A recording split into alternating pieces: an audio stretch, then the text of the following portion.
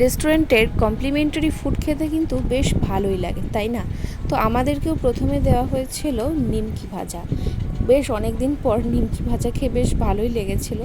তো রেস্টুরেন্টের নাম ছিল দেশি ক্লাব, এটা ইয়াঙ্গনের একটা রেস্টুরেন্ট।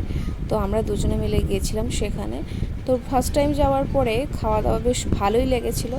তো ফার্স্টেই আমরা অর্ডার করেছিলাম এই যে মালাই চিকেন, তার সাথে কিছু চাটনি ছিল, স্যালাড ছিল, আর তারপরে এখানে এই যে মশলা বাটার চিকেন ছিল, আর তার সাথে ব্রেড বাস্কেট নিয়েছিলাম, যেখানে ছিল কিনা রুটি, তন্দুরি রুটি, নান ছিল, কুলচা ছিল।